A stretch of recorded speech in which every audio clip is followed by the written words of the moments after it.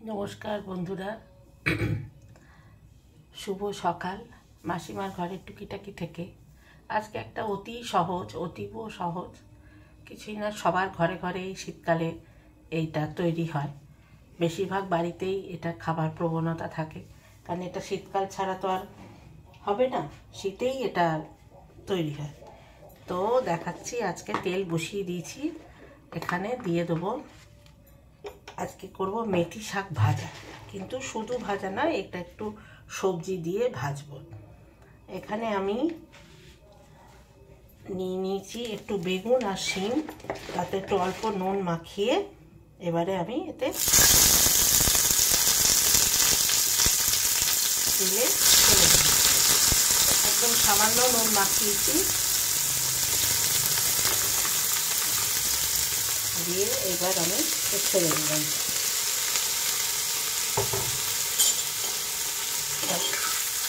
বলবেন এটা আবার কি আছে দেখাবার সবাই জানে, সবাই জানলেও যারা নতুন গৃহিণী বা সবে বিয়ে করছে অনেকেই আজকাল সব সাবেকি রান্না জানে না।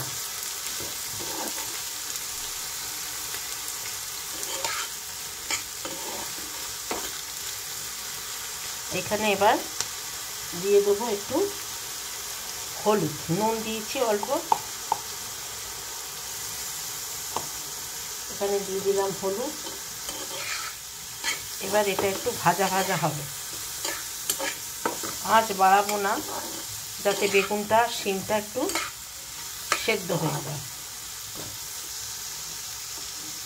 এটা একটু ঢাকা চাপা দিয়ে দেবো যাতে ঢাকা চাপা দিয়ে দিলে এটা সেদ্ধ হয়ে যাবে, আঁচ কমানো আছে। এবার সেদ্ধ হলে দেখিয়ে দিচ্ছি। এখানে এবার নাড়াচাড়া দিয়ে নিচ্ছি, ভাজা ভাজা মতন হয়ে গেছে।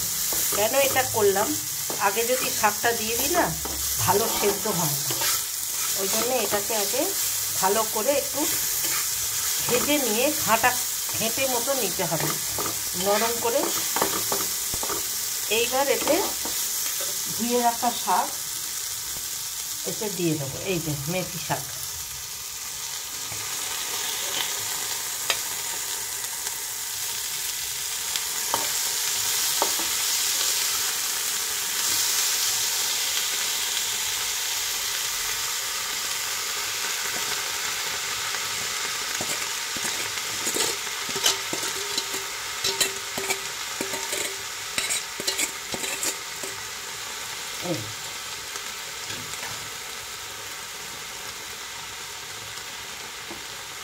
এবার এটা চাপা দিয়ে দিলাম, আস্তে আস্তে এটা ধীরে ধীরে শাক দিয়ে চেপে দিয়েছিলাম।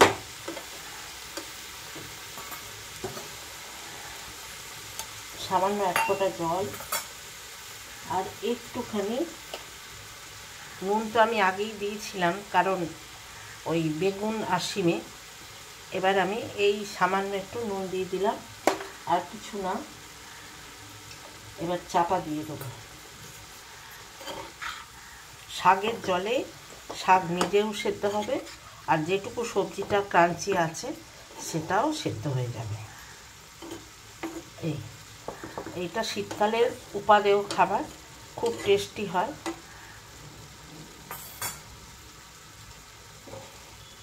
এটা এখন চাপা দিয়ে রেখে দিচ্ছি। সবই ঢাকনা খুলে দেখে নিলাম, একদম পারফেক্ট হয়ে গেছে। এতে আর কিছু দেবার দরকারই নেই। এবার যেটা একটুখানি দেবো, কারণ মেথি শাক হচ্ছে একটু তেতো, যার জন্য অল্প করে এটা ব্রাউন সুগার একটু দিয়ে দিলাম, কারণ খেতে তাহলে সামঞ্জস্য থাকতে অল্প।